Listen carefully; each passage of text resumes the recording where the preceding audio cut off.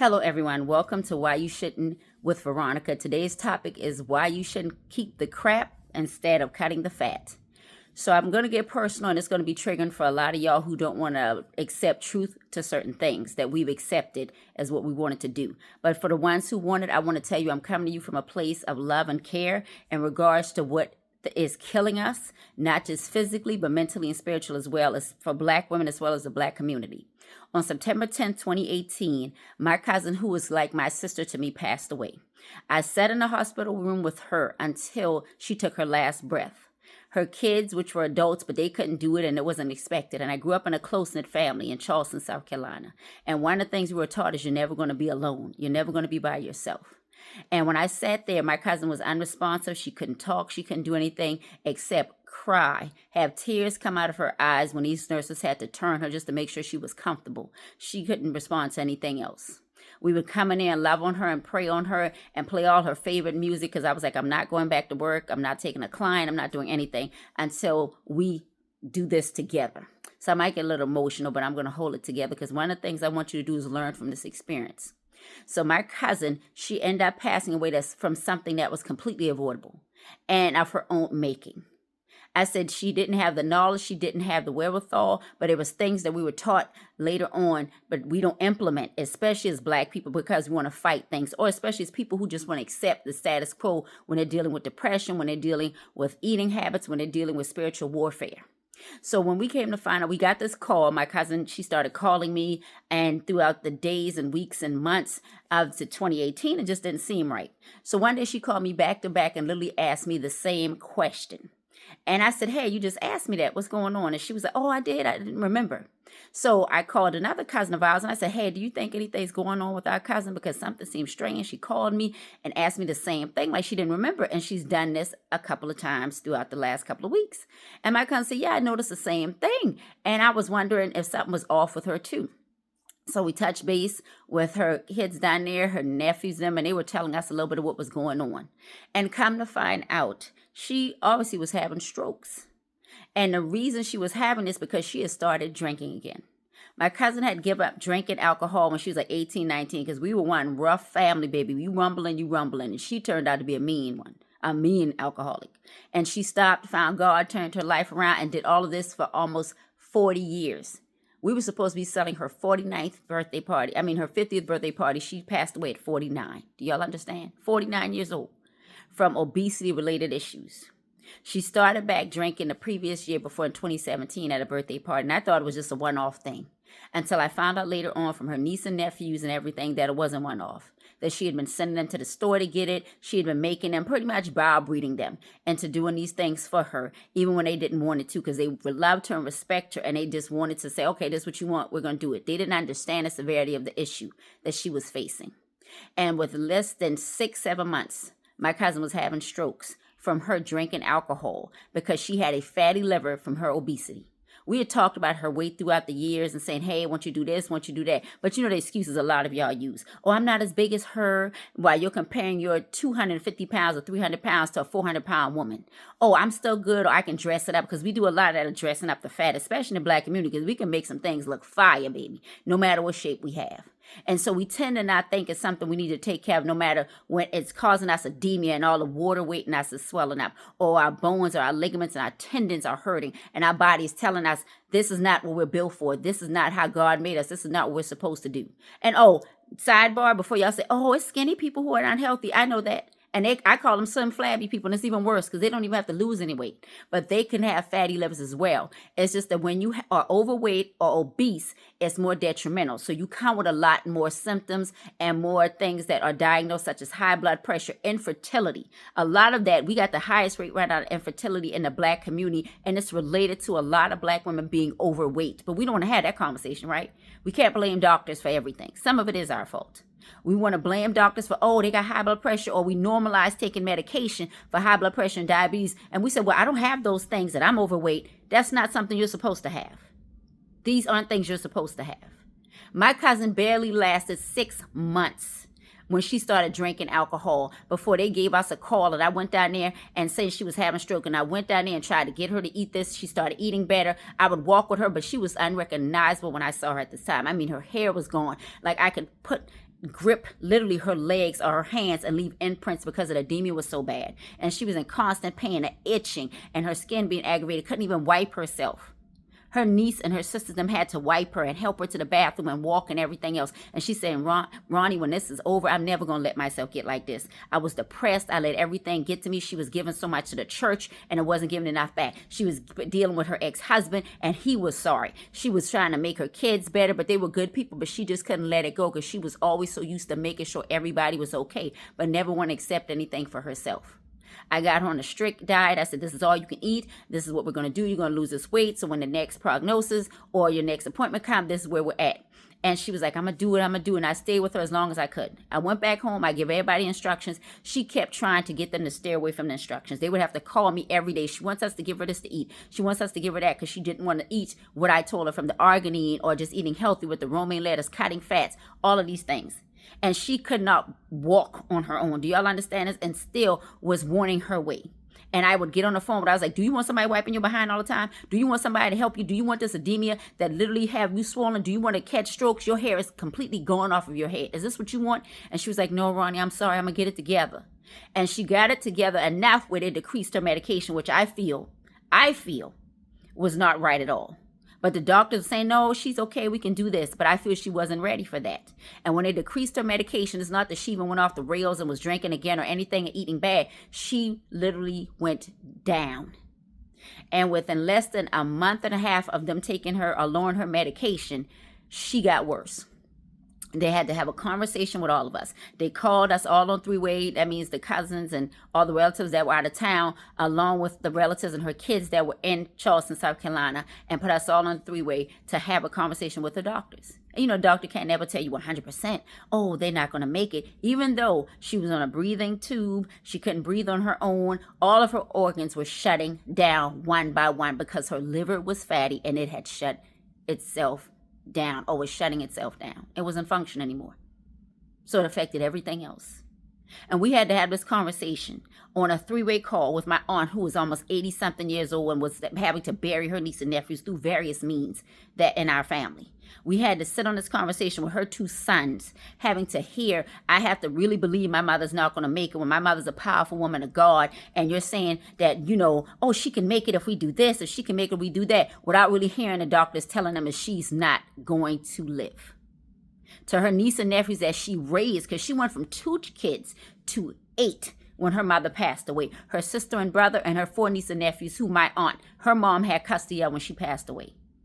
And she took care of everything and ran that household so efficiently and loved on everybody, but did not save enough love and wanted an understanding for herself. Because society tells us, oh, it's okay to be overweight. And they sold us all this big, impactful movements of, oh, plus size and loving yourself, wanting to sell you this mediocrity without saying, no, it's not the best for your body.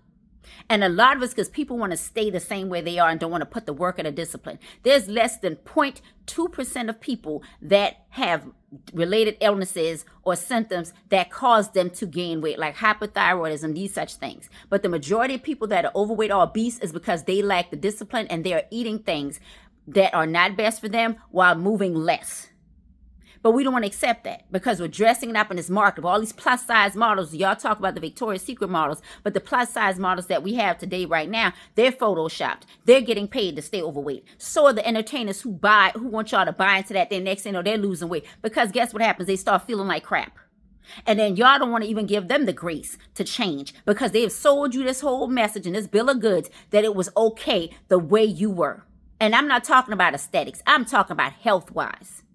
And we as Black women need to wake up because when I travel all around this world, it is mainly us that I see that is overweight in the largest percentage when I'm on boats or when I'm on cruises, or not cruises, but just on boats or going in the airport or on these trips or vacation or even in business meetings. We're intelligent as hell. We're resourceful as hell. We're resilient as hell. But we're sitting there literally disrespecting the one thing that we only have one of, which is our body. To buy into a lot of movements. Right now, you're looking at statistics that have shown you, right? This is the youngest generation that will not outlive us, Generation X's, because we have literally done this to our kids and our grandkids, selling them this bill of goods of being overweight. We have plus size children clothes. Do y'all understand me? We have our kids right now getting prescribed Ozempic and other weight loss drugs Because what you're doing, your child is doing.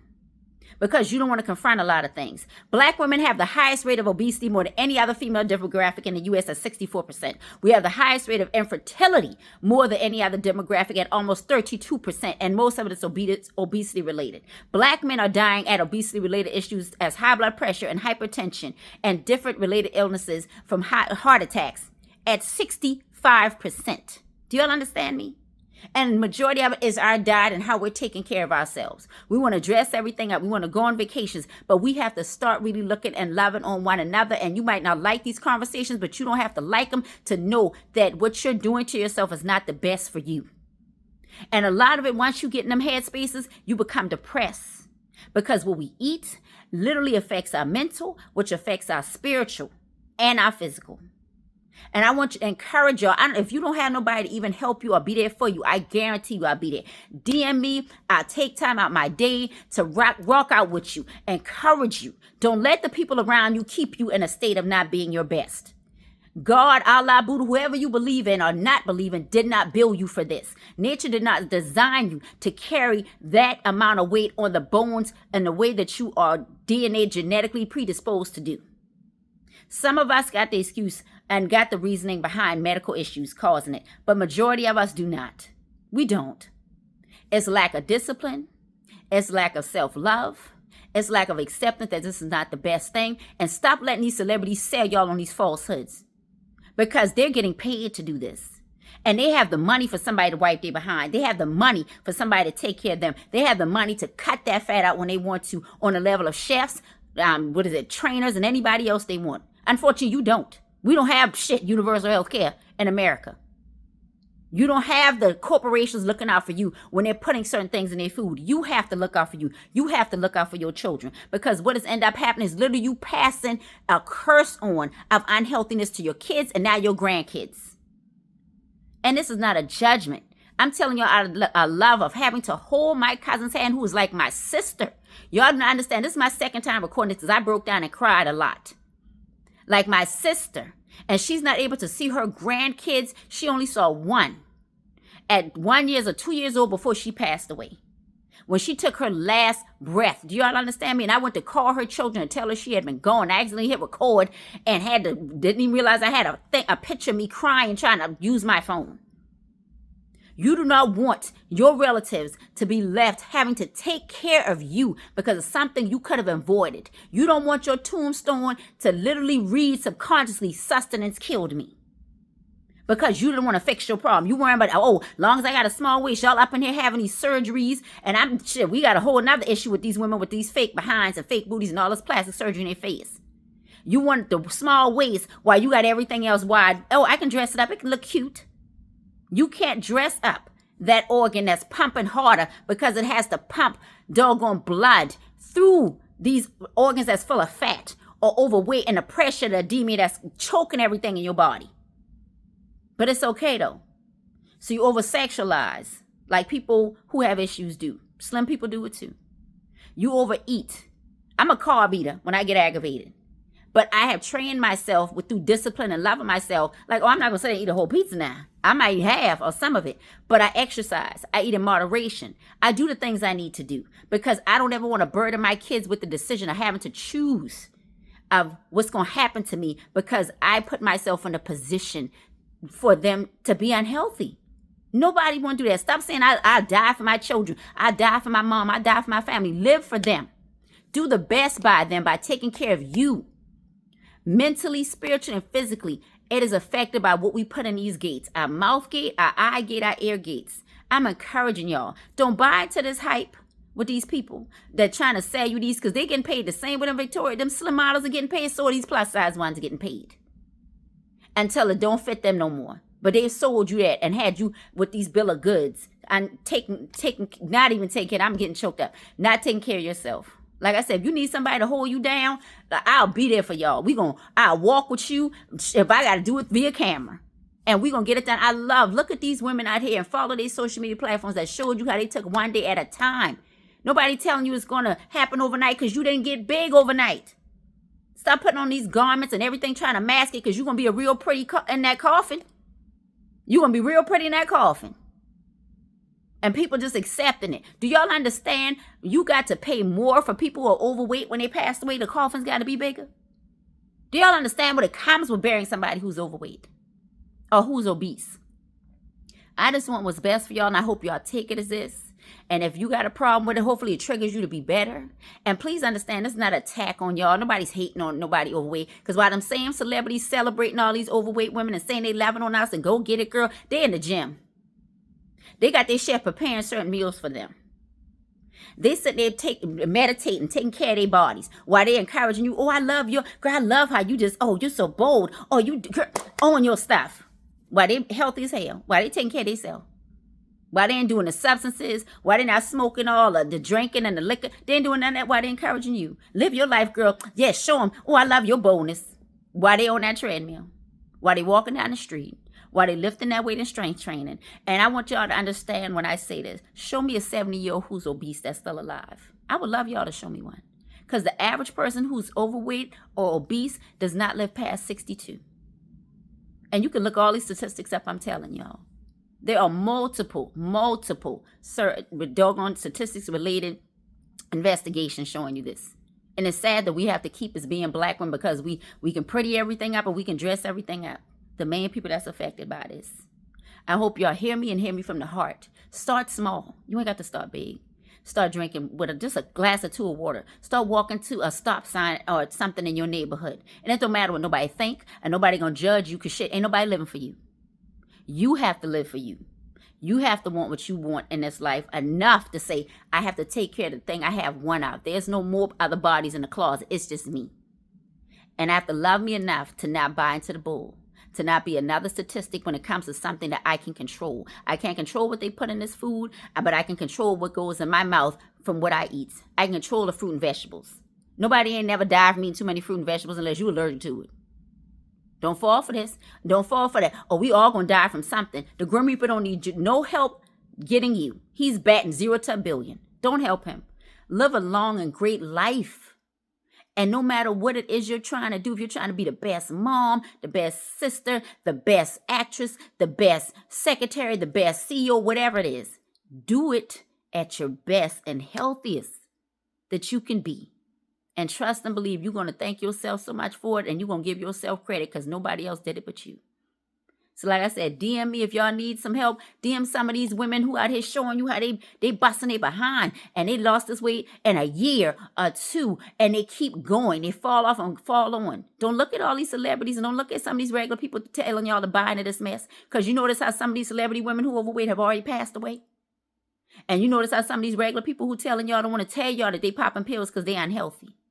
They don't want to tell y'all that they drinking and they liver fatty and they feeling sick. When Lizzo tried to tell y'all that a couple years ago, y'all literally attacked this young lady. Because, see, she bought into the hype, too. And now had to feel it when it wasn't healthy for her liver anymore. And she got sicker. And she said, I got to do what I got to do. And once you start realizing the money ain't worth it or egos or people talking about you is not worth it, when you decide to change, you decide to change. And for the ones of y'all who won't, have a good life and more power to you. But I hope you decide to do what's best for yourself. Y'all have a good day and hope you join us again soon on Why You Shouldn't with Veronica.